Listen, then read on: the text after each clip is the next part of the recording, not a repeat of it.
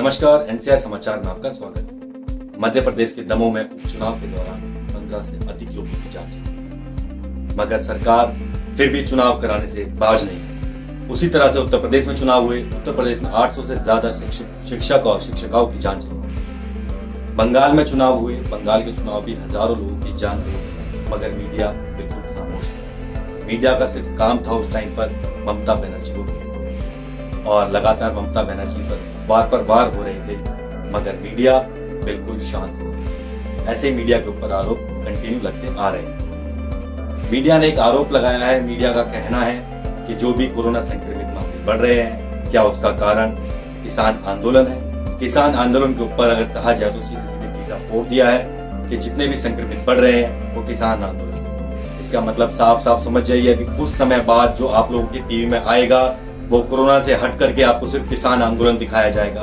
किसान आंदोलन के लिए बताया जाएगा आप लोगों को जितने भी संक्रमित बढ़ रहे हैं उसका कारण सिर्फ एक किसान आंदोलन है, मगर हकीकत कुछ और है। हकीकत है राज्य में जितने भी राज्य हैं भारत देश में, हर जगह पर चुनाव है। अपनी सीट को हासिल करना, सीट के चक्कर में लोगों की जाने जा रही हैं, मगर वो कोई नहीं देखा। जितना चुनाव में पैसा बर्बाद होता है, अगर उतना ही पैसा लोगों के लिए लगा दिया जाए, ऑक्सीजन खरीदने के लिए लगाया जाए, ऑक्सीजन लोगों को देने में लगाया जाए, तो शायद ही किसी को चले। मगर सीट कुछ और ही कहती है। उत्तर प्रदेश योगी आदित्यनाथ जी कहते हैं कि हमने ऑक्सीजन हमारे हर हॉस्पिटल के अंदर है, ऑक्सीजन भरपूर है, जितनी भी सीटें चाहिए उतनी मिल जाएंगी, उतने बेड्स मिल जाएंगे। मगर जब विपक्ष वहां पहुंचता है तो पता चलता है हॉस्पिटल के अंदर सीटें तो खाली हैं। ये बात हकीकत कहते हो, सीटें खाली हैं, मगर किसी को भी एडमिशन नहीं। अभी 2 दिन पहले की बात है, आम आदमी पार्टी के राज्यसभा सांसद संजय सिंह ने ऑटो एम्बुलेंस चलाया जिसके अंदर ऑक्सीजन भी लगा हुआ था। सिर्फ किस लिए? जनता के लिए। हालांकि सरकार को वो चीज देखनी चाहिए। सरकार ने उसमें से भी 2 ऑटो को सीज कर दिया। जो जनता को ऑक्सीजन दे रहा था ऑटो, जो ऑटो पब्लिक को अपने घर से लेकर के हॉस्पिटल तक लेके जा रहा था ऑक्सीजन देकर, उनकी जानें बचा रहा था, उस ऑटो को सीज कर दिया।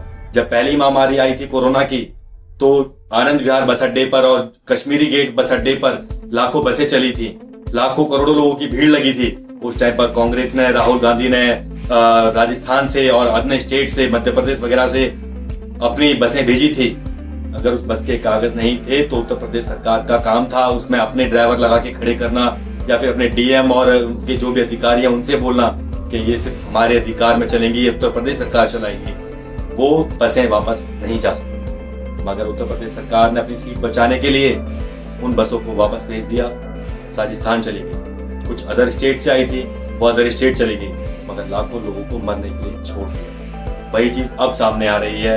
वन फ्लैग वन नेशन कहने वाले हमारे माननीय प्रधानमंत्री मोदी जी साफ साफ कहते आए हैं सबका साथ और सबका विकास, मगर सबका साथ तो मिलता है मगर सबका विकास दिखाई नहीं देता। सबका विकास इसलिए दिखाई नहीं देता जब मध्य प्रदेश में सीटें बदल रही थी, मध्य प्रदेश के सीएम हेरफेर में चल रहे थे। सिंधिया जी जब अपनी सीट छोड़ रहे थे, अपने जो उनका दल था विधायकों का, उसके साथ जब पार्टी तोड़ने की बातें चल रही थी, उस टाइम पर कोरोना की पहली लहर थी, 28 फरवरी की डेट थी।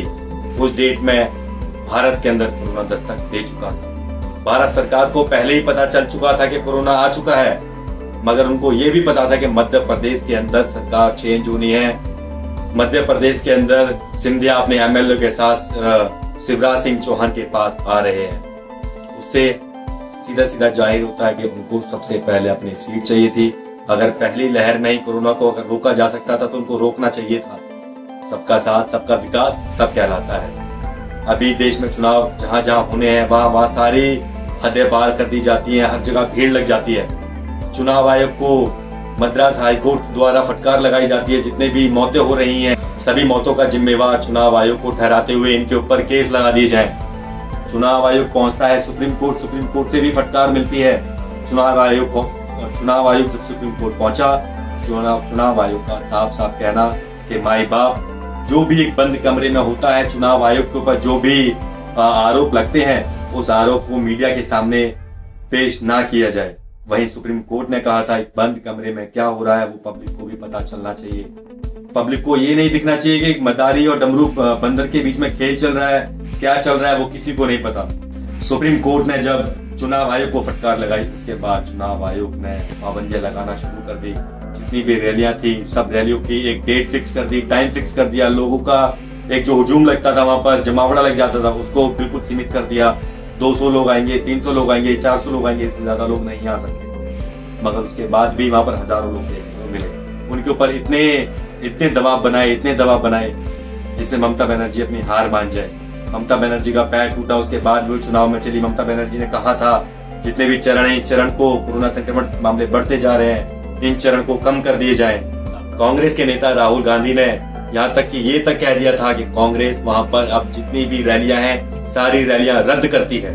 कांग्रेस ने सारी रैलियां रद्द कर दी थी। उसको देखते देखते ममता बनर्जी ने भी अपनी कई रैलियां रद्द करी।